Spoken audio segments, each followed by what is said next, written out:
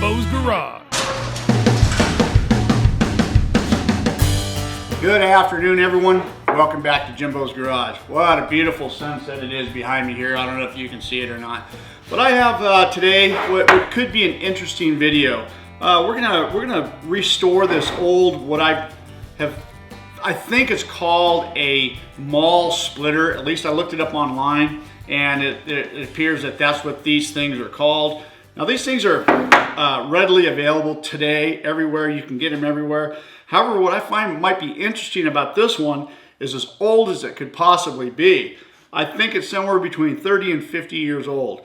Now this thing here shows literally nowhere whatsoever on the, I guess this would be the splitter edge. I mean, you could run your finger across here and this is just as smooth as it could possibly be. And also on the maul side of it right here, the beveled edge is still nicely intact. And sometimes on these things, as old as this may look, they might have a mushroom head on this. But this thing here, as old as I think it is, has very little use to it at all. This thing was probably purchased, used one day, thrown in the corner, and it's been sitting there ever since. Now, there is no, because it's so heavily corroded, there is no name or number or brand on this, but I'm sure that once we start restoring this a little bit, we're gonna find out. There might be a name or a number that we can maybe associate and find out exactly what kind this is. That might help us to indicate how old it really is. So we're gonna get this all cleaned up. We're obviously gonna replace the handle. I've got a replacement handle here. Now this handle I got at the Home Depot. And when you're looking for a handle, because I replace a lot of shovel handles, axe handles, pick handles, sledgehammers, all of these, and I always try to find a handle that's got a long grain to it. You know, that seems to be like the strongest part of the wood, or the strongest wood that you can get for a handle. Not to mention it's perfectly straight. Now these handles right here, this happens to be from Ames. It's a True Temper product. They come with a factory coating of some sort of lacquer or polyurethane. I'm not sure what it is, but it's some sort of clear coat on here. We're going to be cleaning these stickers off. It also comes with a wooden wedge and a metal step wedge. That's what we're going to use to install the new handle to the piece of metal here. And one other thing, every handle that I buy, whether it be this brand or other brands, seem to have the staple in the end right here. And I really don't know what it is or why it's there. Every handle that I've purchased has the same thing. Now it can't be for hanging these things up at the store because it's not that strong. So I don't know what this deal is, but whatever, we're gonna get rid of that. So anyways, I'm anxious to get to restoring this thing, clean the metal off of this thing, and hopefully we can find a name or brand of this thing. So let's get started. Okay, so we're gonna get started taking this off. Now, the way to do this in most cases is, you know, there's sometimes, or most of the time, there is a metal step wedge that is splitting the handle itself, and that's indeed that's what it looks like is in here. I'm gonna try to get that wedge out, and then ideally, you usually cut the handle right here, and that way you can, if you need to, drill through the back side right here and then push the handle straight out. So this head is really loose on here, so I doubt we're going to have a problem getting this off. But we're going to go through the formality. So let's get started. I'm going to clamp this in and try to get this step wedge out, and we'll go from there.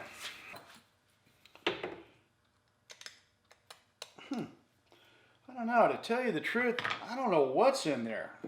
This whole thing is kind of weird. I got to say, I've never really seen anything like that. You know, I think what we're going to do, because this is so loose, let's just go ahead and cut this thing off, and I'm pretty sure I can pound this thing right out. I'm kind of really interested now to see what's inside here, because it looks a little bit different. So let's just do that. Just get after it here.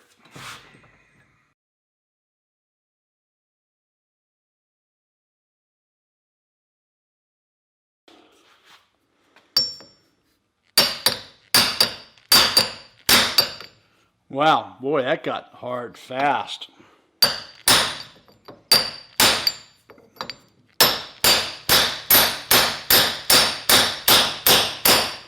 That's not going anywhere.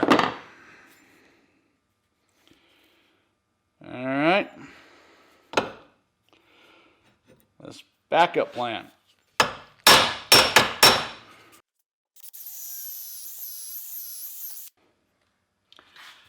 All right, well that appears to be the part of the wedge right there. There is a wedge of some sort in there.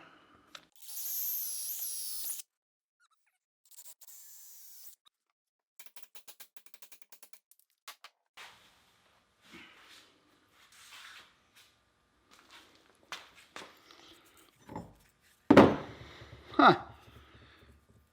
There it is. I really think there is some sort of wedge in there. Let's take it apart. Maybe I can smash it right here.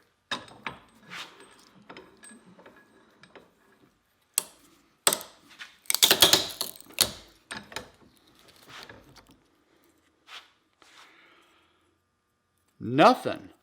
Weird. Like some sort of a...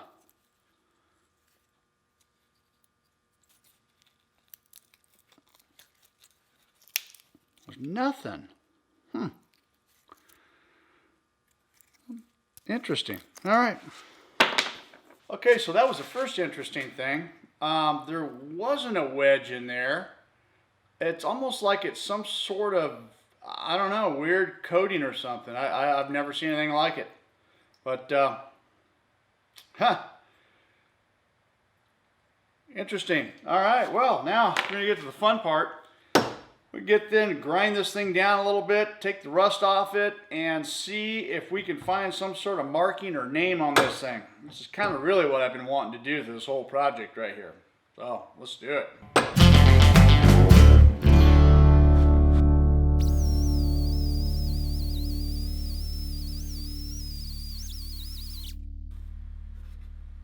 Well, there's nothing on this side.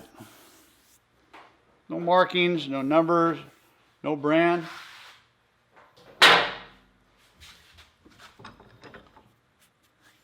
What about this side?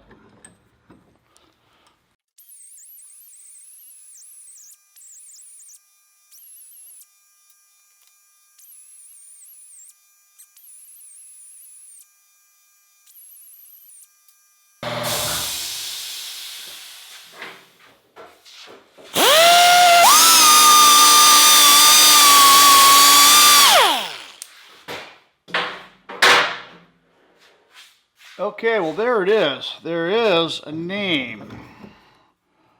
Okay, so 6 lbs, obviously that's for 6 pounds. Now it does look like it says Japan underneath that, and it looks like it's a Ludell, L-U-D-E-L-L. I've never heard of that. We'll have to look that one up. But that's so far it. Let's see if there's some other markings on the bottom side here.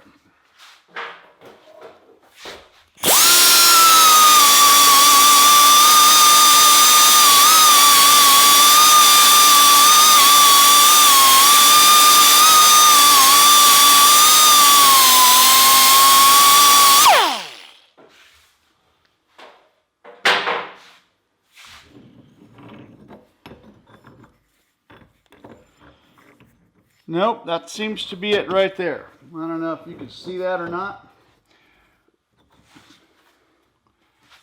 6 pound, looks like it says Japan and Ludell. Interesting. We'll look that up and see if we can find any information on that. All right, let's finish getting this thing all cleaned up.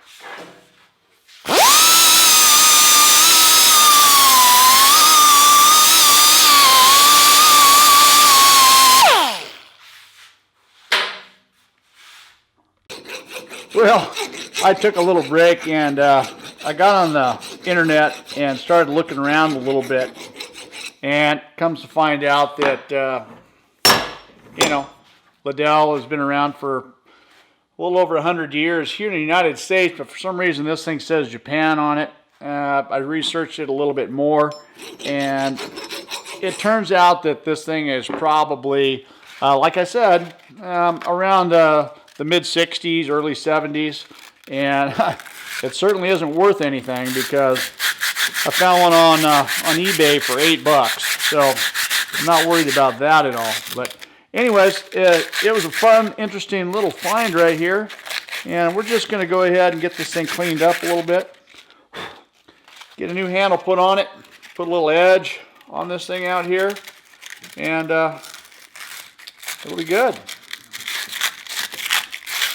Just cleaning up the eye a little bit right here with some sandpaper.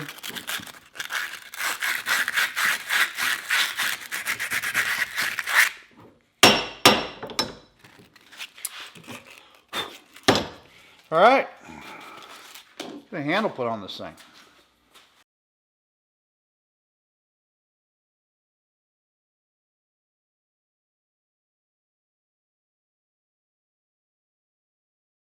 All right, so we got our handle right here, and I'm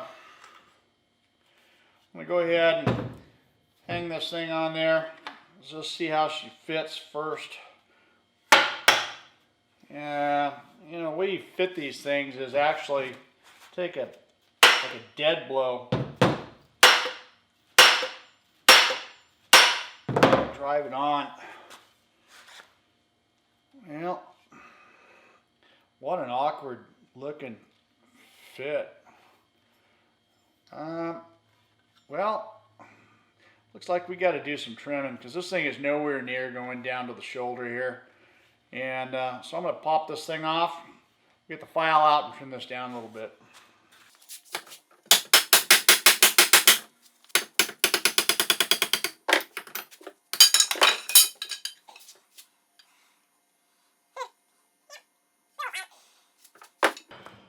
I got these soft jaws for the vise here. Actually, I had them for my other vise. They work pretty cool. Keep from marring up the handle.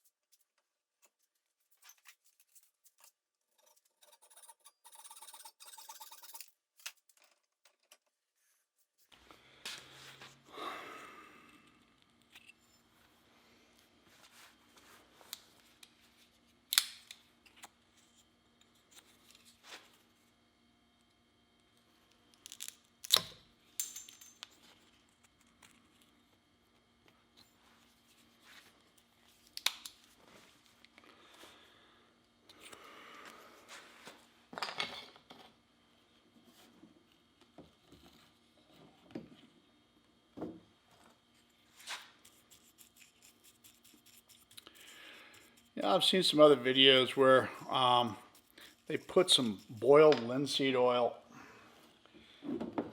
you know, down inside the crack here, and also, you know, coat the wedge. And I guess it makes it fit a little bit better, preserve it a little bit better.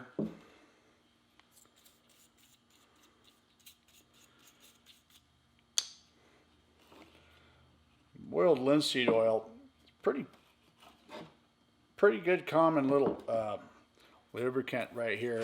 Good for wood too. When I'm doing some wood projects, I often use this stuff to, you know, it's like tung oil. You know, it's good stuff. I'm just going to try to squeeze a little bit more down in there. There we go. Looks good. All right. Let's try to drive this wedge down in there.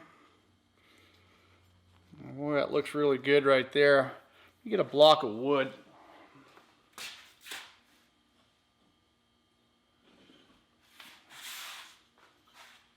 Got a piece of cherry right here.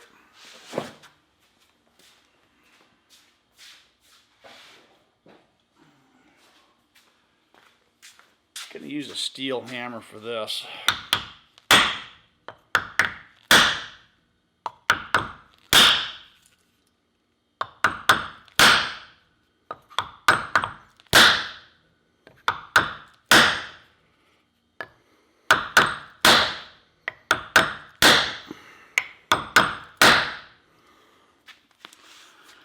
I'm getting some nice peel up right there. Wedge started to go in a little crooked. I don't know if I can salvage it at this point, but well, it's broken off now. Well, didn't even have to cut it. Actually pretty clean.